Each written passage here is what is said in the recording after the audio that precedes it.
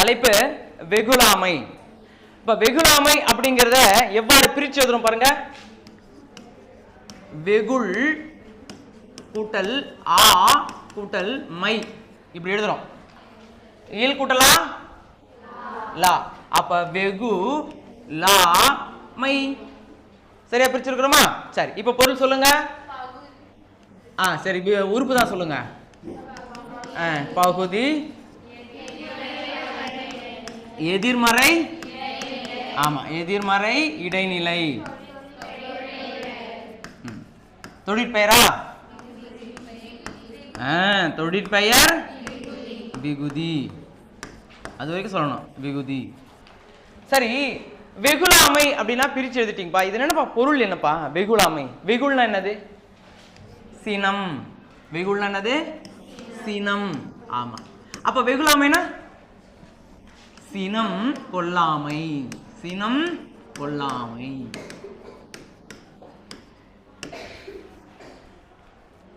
சினம் கொள்ளாமை. சரி, முன்னாடி பார்த்தோம் புலால் மறுத்தல் அப்படின்னா நீங்க இறைச்சியே சாப்பிடாதீங்க அப்படின்னு சொன்னாரா? இங்க வந்து வெகுளாமைனா கோபம் கொள்ளாதீங்கன்னு சொல்றாரு. சரி, கோபம் கொண்டால் என்ன நடக்கும்? ஒவ்வொரு அதிகாரத்திலையும் அதுல நல்லதும் இருக்கும், அதுல அது கடைபிடிக்காமல் போனால் என்னென்ன தீமைகள் வந்து உங்களை செருகிறதுங்கிறதும் அதுல அந்த அதிகாரத்துல விளக்கமா சொல்லிட்டு போயிடுறாரு. புரியுதா?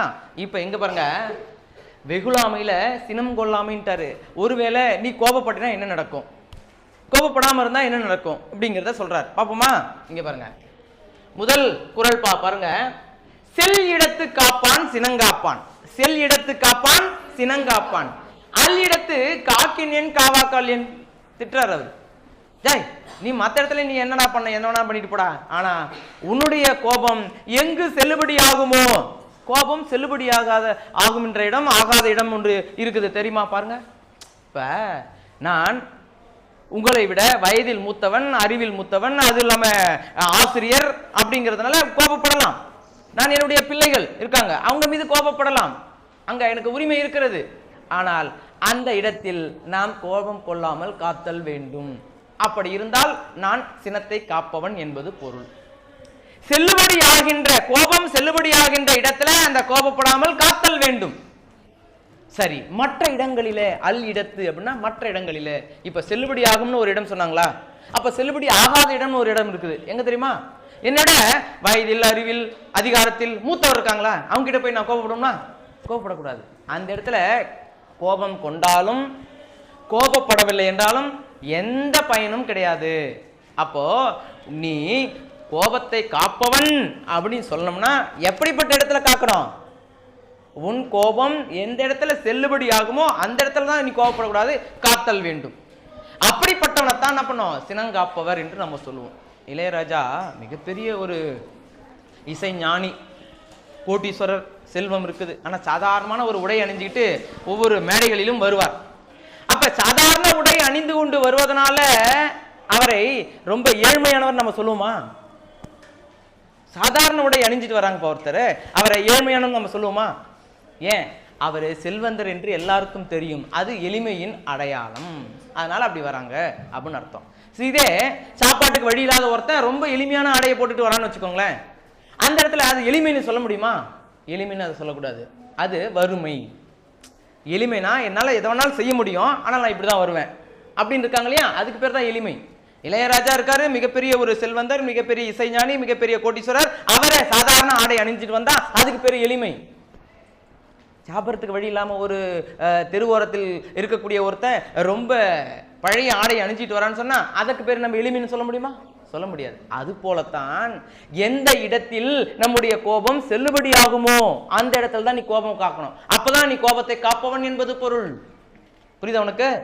எந்த இடத்துல நம்முடைய கோபம் செல்லுபடி ஆகும், நான் கோபப்படலாம், அந்த உரிமை இருக்கிறது, ஆனால் அந்த இடத்துல நான் கோபத்தை காக்க வேண்டும். அப்படி இருந்தால் மட்டும்தான் நீ கோபத்தை காப்பவன் என்பது பொருள்.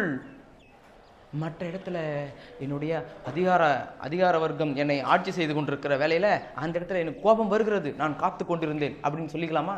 சொல்ல முடியாது. அந்த இடத்துல நீ கோபத்தை காப்பவனாக அர்த்தம் இல்லை. நீ காத்தாலும் ஒன்றுமில்லை, காக்கவில்லை என்றாலும் ஒன்றுமில்லை, அதனால் விளைய போகிற ஒரு பொருள் ஒன்றுமில்லை.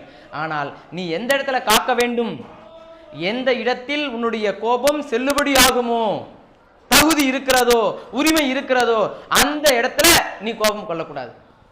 அந்த இடத்துல தான் நீ கோபத்தை காக்கணும்.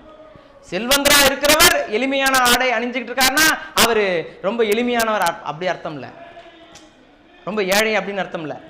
அவரால் இதுவும் முடியும், கோபப்படவும் முடியும், ஆனால் அந்த கோபத்தை நான் பண்ணக்கூடாது. சரியா? இப்ப ரெண்டுத்துக்கு வேறுபாடு உங்களுக்கு புரியுதா? கோபம் கொள்ளக்கூடிய ஒரு இடம் இருக்கிறது, ஆனால் அந்த இடத்தில் கோபம் கொள்ளாமல் சினத்தை காத்து கொண்டிருத்தல் வேண்டும். அப்படி இருந்தா மட்டும்தான் அவரு சினத்தை காப்பவர் என்பது பொருள். மாறாக மற்ற இடங்களிலே அவர் காத்தாலும் எந்த பிரயோஜனமும் கிடையாது, காக்கவில்லை என்றாலும் எந்த பிரயோஜனமும் கிடையாது. குறள் பாருங்க, செல் இடத்து காப்பான், செல்லுபடியாகின்ற இடத்தில் காப்பான் அவன்தான் சினங்காப்பான், சினத்தை காப்பவன் என்று சொல்ல முடியும்.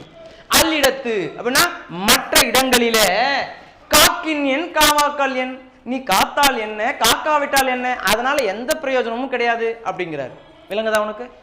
அடுத்த குறள் போயிடலாம். மறத்தல் வெகுளியை யார் மாட்டும் அப்படிங்கிறார். மறத்தல் மறந்து விடுதல் வேண்டும். எதை மறந்து விடுதல் வேண்டும்? சினத்தை மறந்து விட வேண்டும். சரி, மறத்தல் வெகுளியை யார் மாட்டும், ஏன் என்ன போய் கோபத்தை கொள்ளாம மறந்து விடுங்க அப்படின்னு சொல்றீங்க அப்படின்னு கேட்டா அதுக்கு பதில் சொல்றாரு பாருங்க, தீய பிறத்தல் அதனான் வரும்.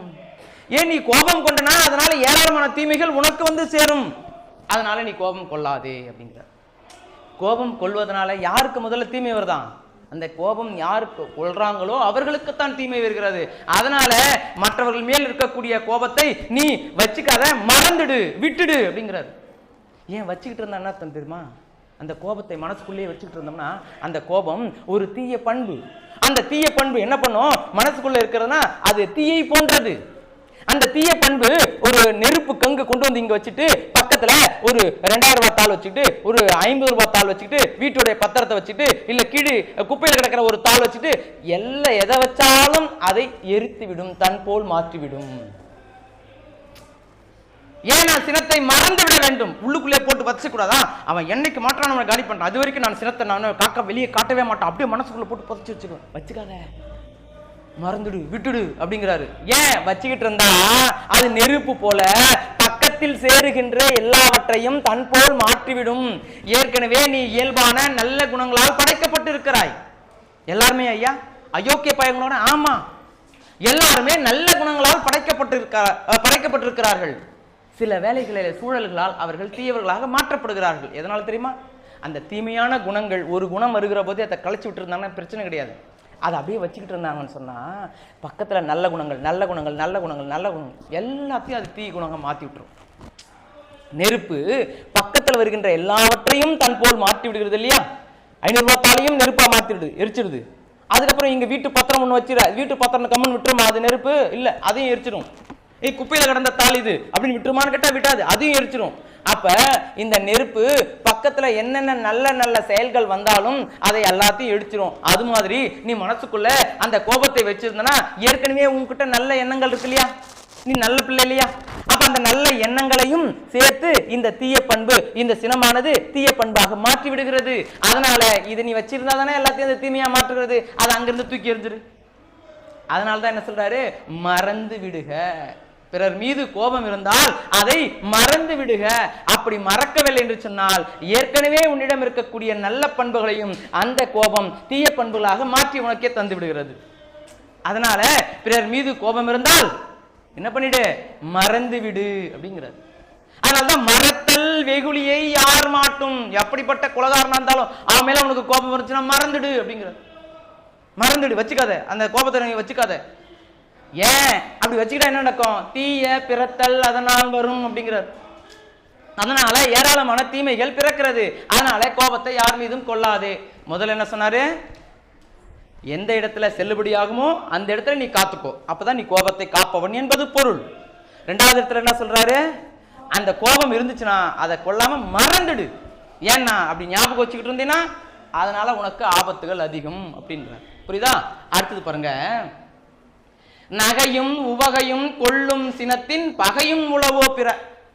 இந்த பூமியில எல்லாரும் தேம்பி தேம்பி அழுவதற்காக கண்களிலே கண்ணீர் குத்து நான் இன்னைக்கு 10 மணி நேரம் அழப்போறேன், இன்னைக்கு நான் 2 மணி நேரம் தான் சிரிச்சுக்கிட்டு இருக்க போறேன் அப்படின்னு யாராச்சும் ரொம்ப வருத்தப்படுகின்ற அழுகின்ற நேரங்களை கூட்டிக் கொள்ள விரும்புவார்களா இந்த உலகத்தில்?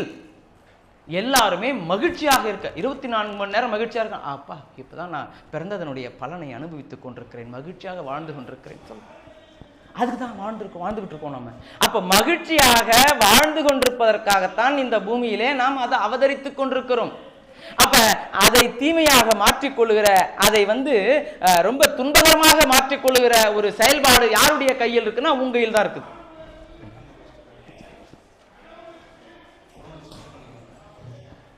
அப்ப என்ன சொல்றாரு இங்க பாருங்க, உங்ககிட்ட இந்த உலகத்துல எல்லாருமே எப்படி இருக்காங்க? மகிழ்ச்சியாக வாழ்வதற்காகத்தான் நீங்க வந்திருக்கிறாங்க.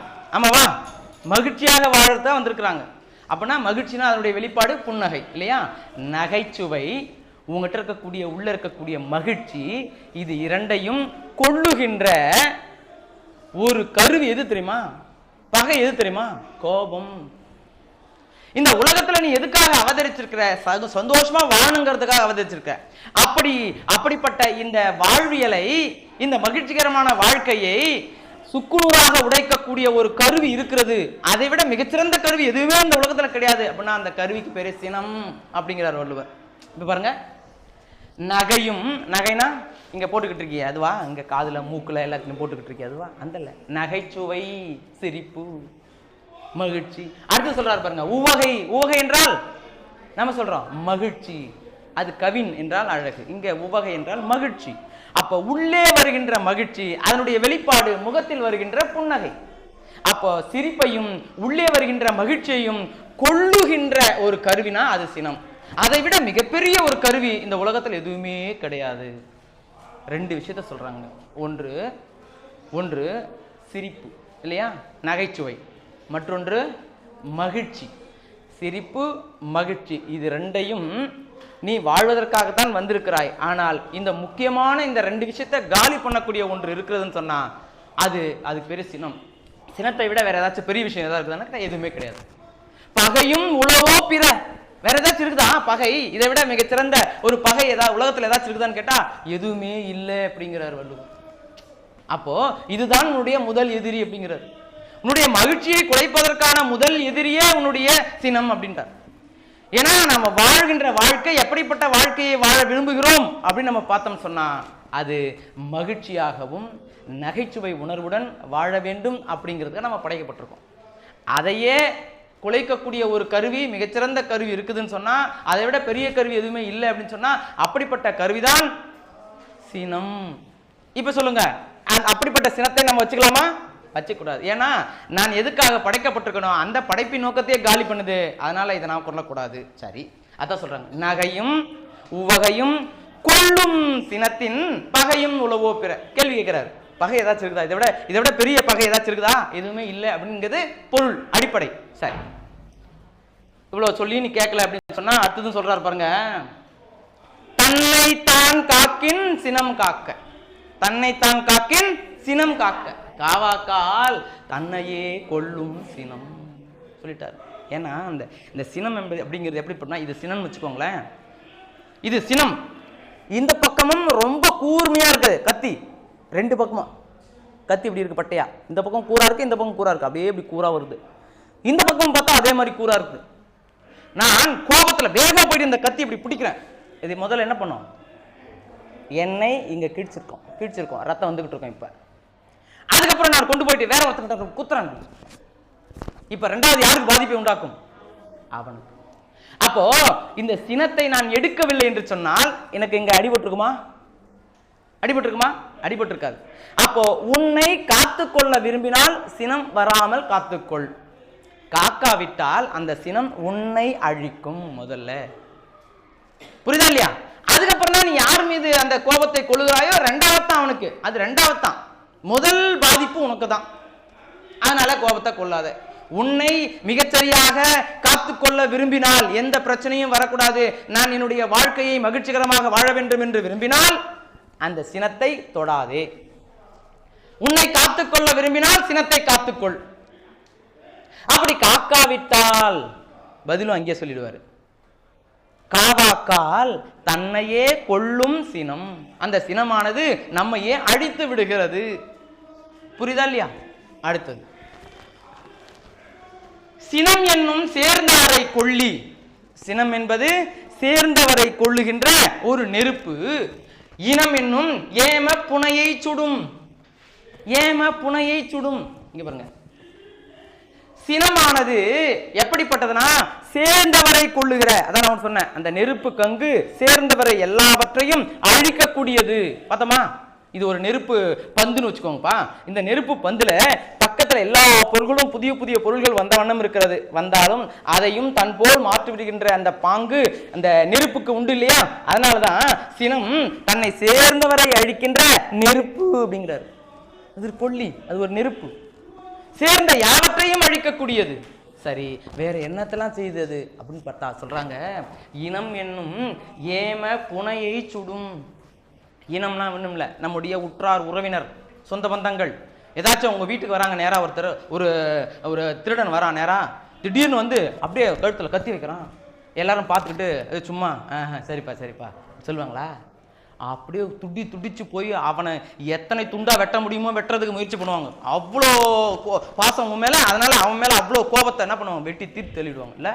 அப்ப உன்னை பாதுகாக்க கூடியவர்கள் யாரு?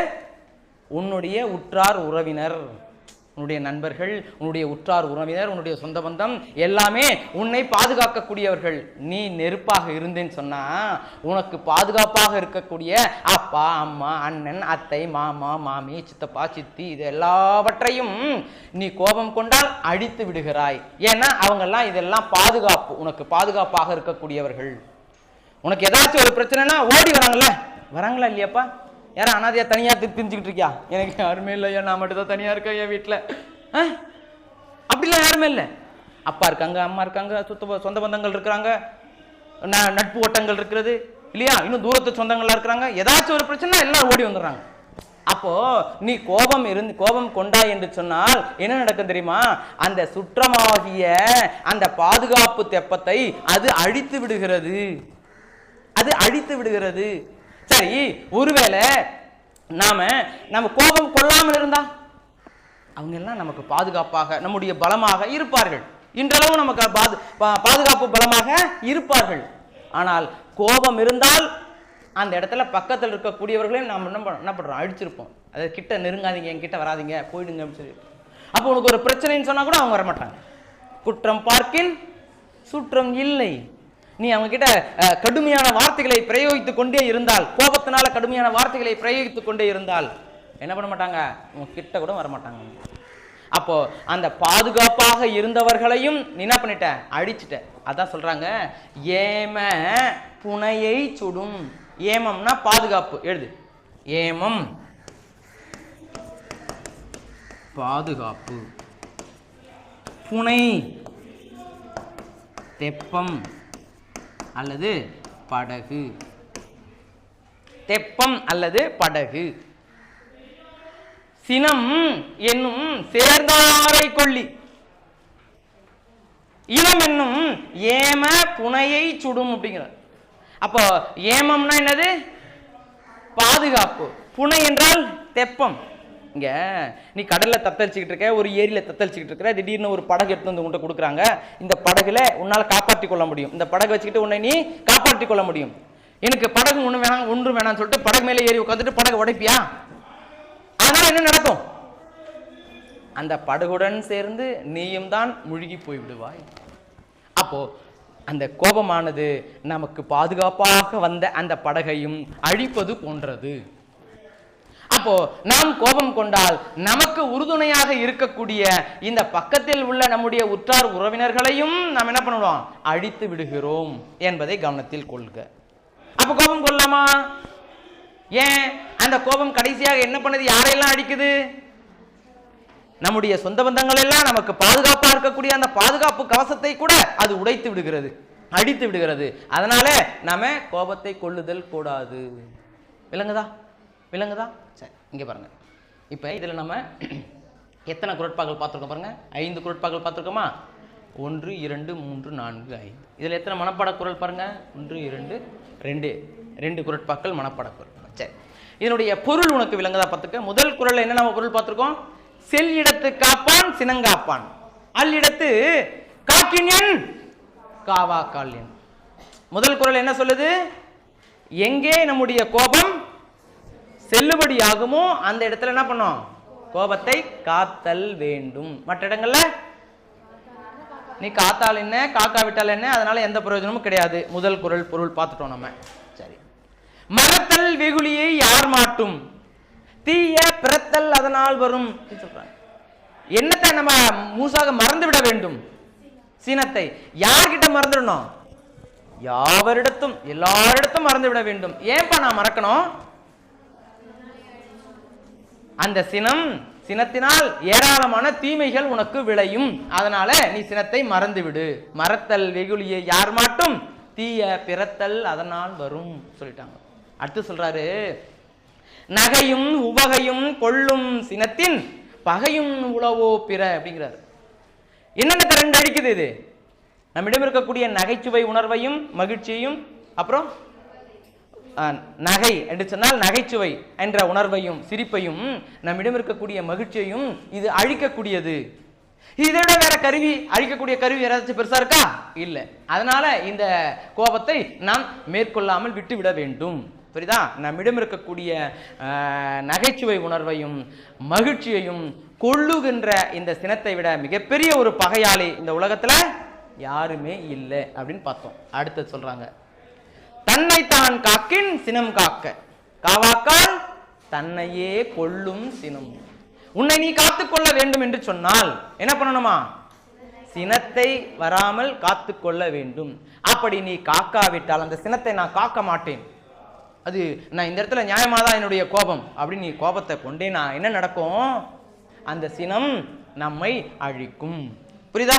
அடுத்தது, சினம் என்னும் சேர்ந்தாரை கொள்ளி இனம் என்னும் ஏம புனையை சுடும். சினம் என்பது எப்படிப்பட்டது? அது சேர்ந்தவரை அழிக்கக்கூடிய ஒரு நெருப்பு. சேர்ந்தவரை அழிக்கக்கூடிய ஒரு நெருப்பு. அது நமக்கு பாதுகாப்பு தருகின்ற நம்முடைய உற்றார் உறவினரையும் சேர்த்து அழிக்கக்கூடியதாக இருக்கிறது. நம்முடைய பாதுகாப்பு தெப்பத்தையும் அது அழிக்கக்கூடியதாக இருக்கிறது. அதனால் சினத்தை மேற்கொள்ளாமல் நாம் விட்டுவிட வேண்டும். இது வரைக்கும் சினம் கொள்ளக்கூடாது அப்படிங்கிற தலைப்புல சில செய்திகளை சொல்லியிருக்கிறார். புரியுதா? அடுத்தது பாருங்க, ஊழியல் அப்படிங்கிற ஒரு அதிகாரத்தை, இயல்ல ஒரே ஒரு அதிகாரம் தான் இருக்குது. அரசியல், அங்கவியல், ஒழிவியல் நம்ம பார்க்க முடியாது. ஒவ்வொரு இயல் பார்த்த மொத்தம் 9 இயல்கள் இருக்கிறதா பார்த்தோமா? பாயிரவியல், இல்லறவரியல், துறவரவியல், ஊழியல். அப்ப அந்த ஊழியல்ல வரக்கூடிய ஒரே ஒரு அதிகாரம்னா அந்த அப்படிங்கிற ஒரே ஒரு அதிகாரம் தான். சரி, அப்ப ஒரு இயலுக்கு ஒரே ஒரு அதிகாரம் மட்டும் இருக்கக்கூடிய ஒரு அதிகாரம் இருக்குதுன்னு சொன்னா அந்த அதிகாரம் தான் அப்படிங்கிற அதிகாரம். ஒரு இயலுக்கு ஒரு அதிகாரம். மற்றது எல்லாமே 4, 5, 20, 25 இப்படி தான் இருக்கு. சரிங்களா? ரைட். அப்ப என்றால் என்ன? நம்ம சொல்லுவோம்ல, எல்லாம் என் தலைவிதிரா, இதெல்லாம் நடக்குது, நீ எந்த மாட்டிக்கிட்டது என் தலைவிதி, இப்படி சொல்லுவாங்க இல்லையா? அப்ப அதுக்கு பேர் தான் அப்படின்னு சொல்றது. விதி, விதி பயன்.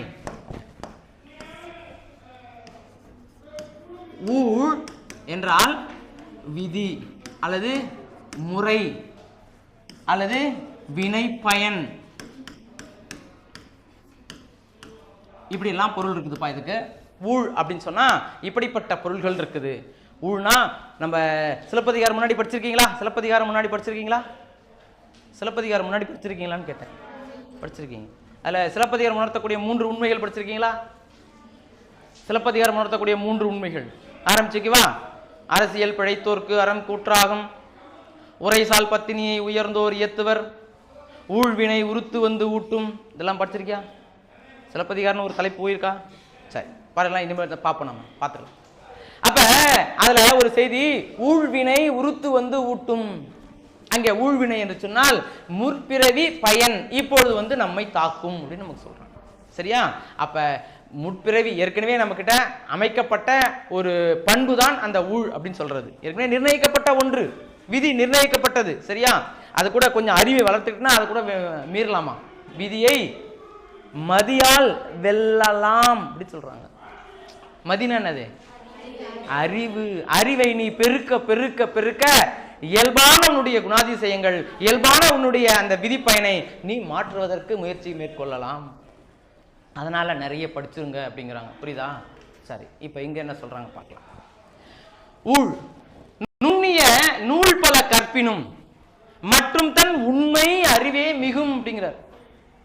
நுண்ணிய நூல் பல கற்பினும். எத்தனை நூல், என்ன நூலை படிக்கணும் நான், அதுக்கும் வள்ளுவர் வழி சொல்லியிருக்கிறார். எந்த நூலாக படிக்கிறது, எதெல்லாம் நான் படிக்கிறது, எப்படிலாம் படிக்கிறது, அதுக்காக என்ன பண்ணணும் நான், எல்லாத்துக்கும் ஒரே குரலை சொல்லியிருக்கிறாரு.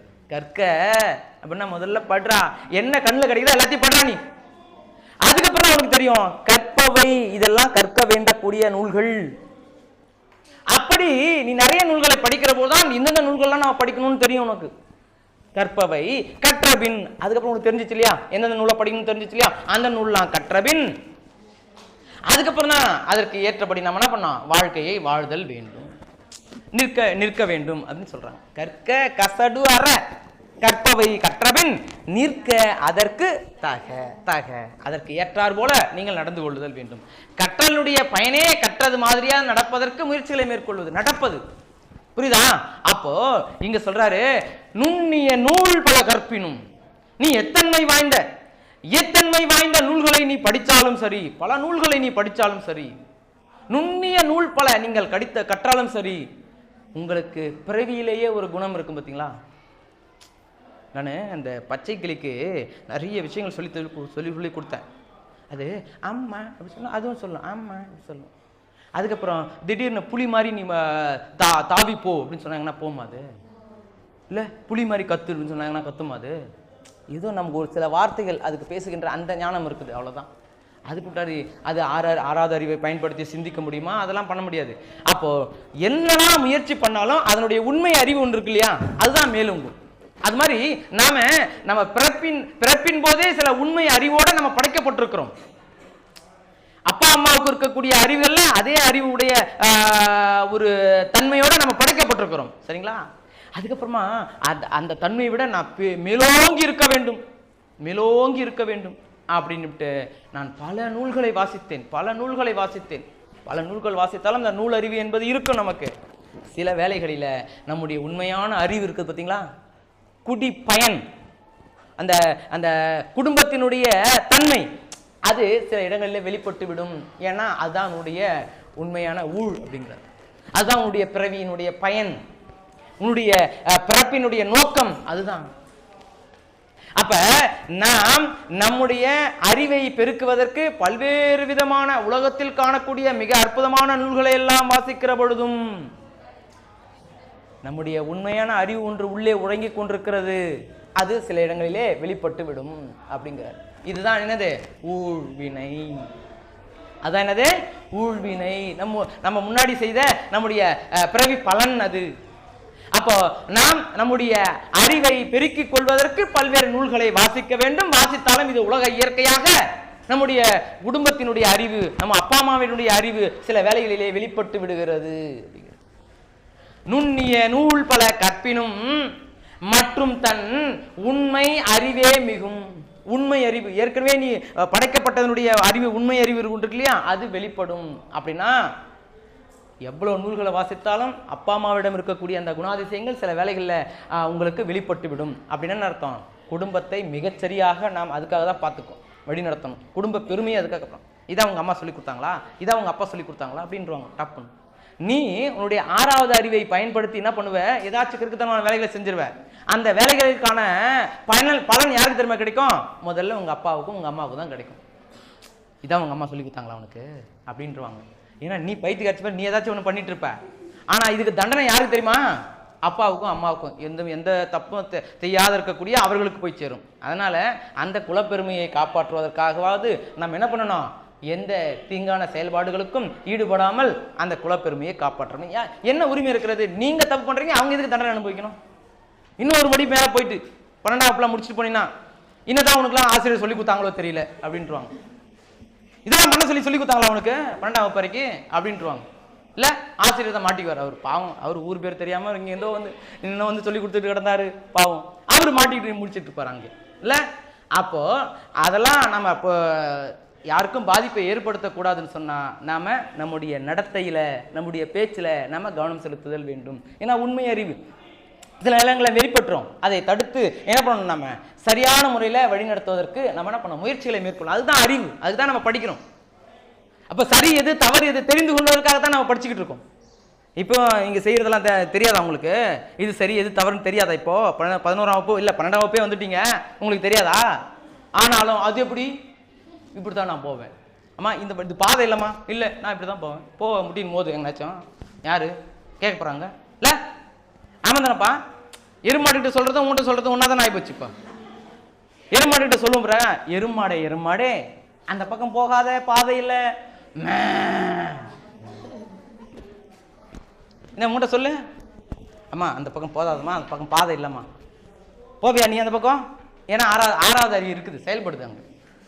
அப்ப நாம் நம்முடைய அறிவை எதுக்கு பயன்படுத்துறோம்? எது நன்மை எது தீமை என்பதை தெரிந்து கொள்வதற்கு. இப்படிப்பட்ட ஏதாச்சும் ஒரு உண்மைகளை அவங்ககிட்ட சொன்னாங்கன்னா அதை ஆராய்ச்சி பண்ணணும். ஆமா அவங்க சொல்றது சரிதான், ஏன்னா அவங்க போயிட்டு வந்திருக்காங்க முன்னாடி, அதனால அவங்க சொல்றாங்கன்னா இப்படிப்பட்ட ஒரு நற்பண்பு மிக்கவராக இருக்காங்க. ஏன்னு கேட்டா நாம் பட்ட அந்த துன்பத்தை வேற யாரும் படக்கூடாதுங்கிறதுக்காக இந்த பாதையில போகாதான் சொல்றாங்க. அவங்க குடியாத்தம் போயிட்டு வந்தாங்க, இத்தனை ஊர்கள்லாம் இருக்குதுன்னு சொல்றாங்க. அவங்க இல்ல நான் இப்படிதான் போவேன், குடியாத்தம் வரும் பார்க்குறேன், நான் எவ்வளவு பெரிய ஓட்டப்பந்தய வீராங்கனை தெரியுமா அவனுக்குன்னு, இப்படி ஓடு 10 கிலோமீட்டர் கூட ஓடு, இல்ல 100 கிலோமீட்டர் கூட ஓடு, குடியாத்தம் வருமா? மிகச்சிறந்த ஓட்டப்பந்தய வீராங்கனைமா, பயங்கரம் ஓடுவோம் நான் பாட்டுக்கு, இப்படி ஓடு பியா ஓடு ஓடு ஓடு ஓடு ஓடு ஓடு ஓடு. வங்காள விரிகுடா கடல் கூட வரும், குடியாத்தம் வரவே வராது இந்த பக்கம். ஆமா தானே? அப்போ அந்த வழிகாட்டுதல் தான் ஆசிரியர். ஏமா இப்படி போமா வந்துருமா அப்படின்னு சொல்லுவாங்க ஆசிரியர்கள், புரியுதா? அப்போ நாம் நம்முடைய அறிவை பெருக்கிக் கொள்வதற்காக நுட்பமான பல நூல்களை நாம் கற்றறிய வேண்டும். எங்கேயோ ஒரு இடங்களில என்னுடைய உண்மை அறிவு வெளிப்பட்டு விடுகிறது, அது நீ ஒன்றும் பண்ண முடியாது, அது அப்படி வரத்தான் செய்யும். சரியா? அதான் அவர் சொல்றாரு. அப்ப நாம் அந்த உண்மை அறிவு நன்மையாக இருந்தால் பிரச்சனையே கிடையாது, அது கூட ஏற்றுக்கொள்ளக்கூடியது. சில வேலைகளில் கிறுக்குத்தனமான ஏதாச்சும் இருந்துச்சு சொன்னா அப்ப நீ இவ்வளோத்தனம் படிச்சு எந்த பிரயோஜனம் இல்லாமல் போய் விடுகிறதே. அதுக்காகத்தான் சொல்றேன், தெளிவா வாசிக்கோங்க, தெளிவா நடத்தையிலையும் உங்களுடைய பேச்சிலையும் கவனம் செலுத்துங்க. அப்பதான் அந்த உண்மை அறிவு நல்ல அறிவாகவே வெளிப்பட்டு விடுகிறது. அப்ப உன்னுடைய நடத்தை மிக சிறப்பாக இருக்க வேண்டும் என்று சொன்னால் நம்முடைய பேச்சிலும் நம்முடைய சிந்தனையிலும் நாம கவனம் செலுத்துதல் வேண்டும். புரியுதா இல்லையா? ஆமா. சரி, அடுத்தது இருவேறு உலகத்து இயற்கை. ரொம்ப ரொம்ப முக்கியமான ஒரு குறள் இது, உங்களுக்கு ரொம்ப முக்கியமான ஒரு குறள். இருவேறு உலகத்து இயற்கை. இந்த உலகத்துல 2 விதமான வேறுபாடுகள் இருக்கிறது, அது எல்லாராலும் ஏற்றுக்கொள்ளப்பட்டதாக இருக்கிறது. என்னது அது? இருவேறு உலகத்து இயற்கை, திரு வேறு தெல்லியர் ஆதலும் வேறு. திரு அப்படின்னு சொன்னா ஒண்ணும் இல்லப்பா, செல்வம். திரு என்று சொன்னால் செல்வம். தெல்லியர் அப்படின்னு சொல்றாங்க. தெல்லியர் என்னடா அது? தெல்லியர் தெளிந்த அறிவுடையவர்.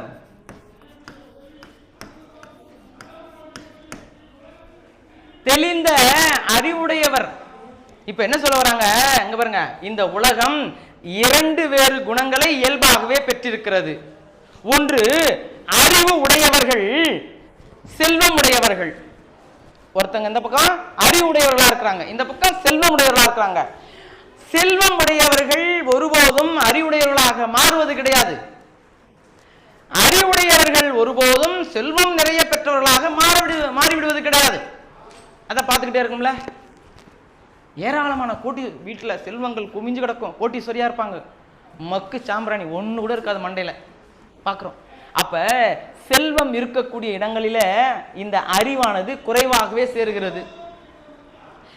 அந்த அறிவு அதிகமா இருக்கக்கூடிய நல்லா படிக்கக்கூடிய பிள்ளை, நல்லா படிக்கக்கூடிய அறிவாளியா இருப்பாங்க, செல்வம் உங்ககிட்ட சேர்ந்துருக்குமான்னு கேட்டா சேராது. கோடிகளிலே குமிந்து கொண்டிருக்கக்கூடியவர்களுக்கு அறிவு குறைவாகவே இருக்கிறது.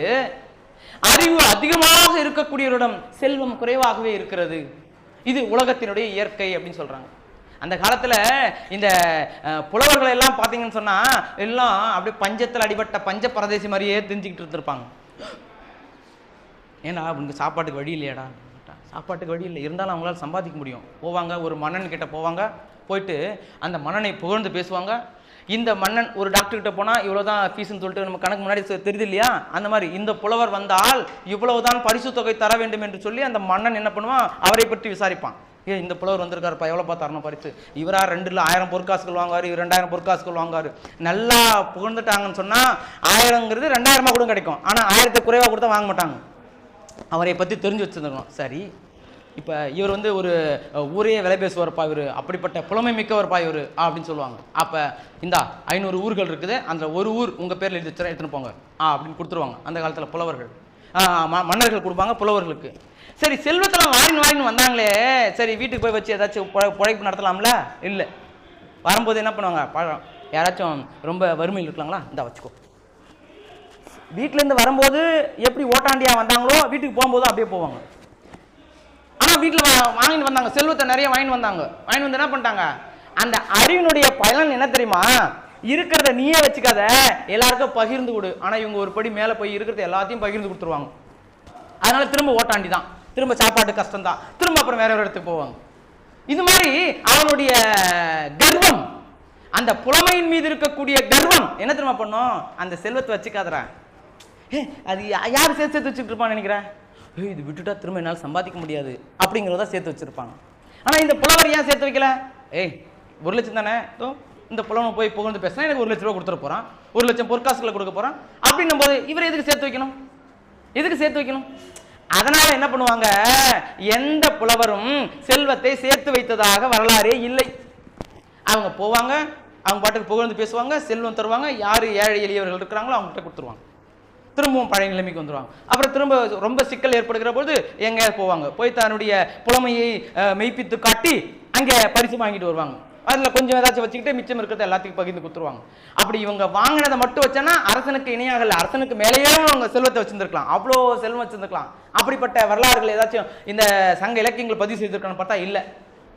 ஏன்னா அவங்க வாங்கினது எல்லாத்தையும் திரும்ப திரும்ப எல்லாருக்கும் கொடுத்துருவாங்க. அப்படிப்பட்டவர்கள் தான் இந்த அறிவில் சிறந்தவர்கள். அப்ப அந்த அறிவில் சிறந்தவரிடம் செல்வம் சேர்ந்திருக்கிறதா? சேரவே இல்லை. அப்போ இந்த உலகம் இப்படிப்பட்ட இயற்கை குணத்தை எப்பொழுதும் பெற்றிருக்கிறது அப்படிங்கிறார் வள்ளுவர். அப்பயும் அப்படித்தான் இருந்திருக்கான், இப்பயும் அப்படித்தான் இருக்கு. ஏதோ ஒருத்தர் 2 பேர், சுந்தர பிச்சைலாம் வந்து அறிவால் தாங்க இப்ப பெரிய கோடீஸ்வரரா இருக்கிறாரு அப்படின்னு சொன்னா அது யாரோ ஒருத்தர் 2 பேர் தானே.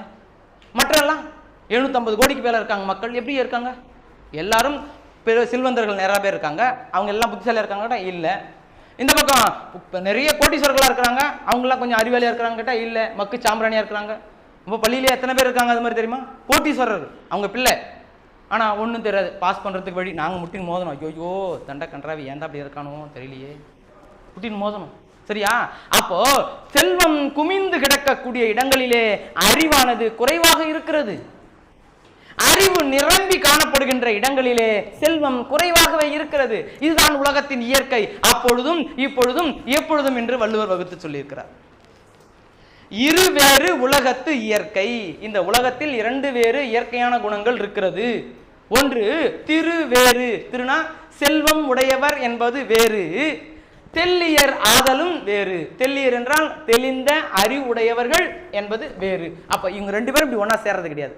அறிவுடையவர்கள் செல்வம் உடையவர்கள், அறிவு செல்வம் ஒன்னா சேர்றது கிடையாது. இது வேறு இது வேறு தான். அறிவுடையவர்கள் செல்வம் இல்லாதவர்களாகவும் அறிவில்லாதவர்கள் செல்வம் அதிகமாக உடையவர்களாகவும் இருப்பதுதான் உலகத்தினுடைய இயற்கை அப்படின்னு அப்ப சொல்லிட்டு போனாரு, இப்பயும் பொருந்தி வருகிறது. இப்படியே தான் இருக்கு இந்த உலகத்துல. அப்போ இது உலகத்தின் இயற்கை, அதை கண்டுபிடிச்சு சொல்லியிருக்கார் வள்ளுவர். எவ்வளவு பெரிய ஞானி, எவ்வளவு பெரிய, யாரு பக்கத்தில் வீட்டில் இருக்காரு அவரா, திருவள்ளுவர் இல்லையா? அப்ப இதெல்லாம் என்ன, இதுக்கெல்லாம் என்னங்க காரணம் அப்படின்னு கேட்டா தலைப்பு என்னது, ஊழ், அதான் விதி, ஒன்றும் பண்ண முடியாது. ஏதாவது 1-2 மாத்திக்கலாம், நீ அதை 1-2 மாற்ற முடியுது, அது கூட உன்னுடைய அறிவால் தான் நீ மாற்ற முடியுமே தவிர பணத்தினால எதையும் நீ மாத்திர முடியாது. புரியுதா? பார்ப்போம். அடுத்தது திருக்குறள் நிறைவுற்றது. நாளைக்கு என்ன பண்ணலாம் தெரியுமா? ஆமா, தேர்வு. என்ன தேர்வு? ஆமா, 8 குறட்பாக்கள், அதுக்கப்புறம் அணி 2, ஒரே ஒரு அணி தான் எழுதுவியா? சரி. அடுத்தது இங்க ஏகதேச உருவக அணி இருக்குது, 2 அணி இருக்குது, மொத்தம் 3 நிரல்நிறை அணி 1, ஏகதேச உருவக அணி 1. இது எத்தனை அணி எழுதலாம்? ஒரே ஒரு அணி எழுதலாமா? சரி. அப்ப 8 குறட்பாக்கள், மனப்பாட குறட்பாக்கள் 8 இருக்குதான், என்ன எண்ணிட்டு சொல்லுமா? சரி, 8 குறட்பாக்கள். நாளைக்கு வாய்மொழி தேர்வு, அதனை தொடர்ந்து எழுத்து தேர்வு. புரியுதா? வாய்மொழி தேர்வு, அதனை தொடர்ந்து எழுத்து தேர்வு. வரிசையா என்கிட்ட சொல்லிடுவேன், அப்படி போய் உட்காந்து எழுதுவேன். புரியுதாமா? ரைட். ஒண்ணே ஒண்ணு அணி என்ன அணி? நன்றி, வணக்கம்.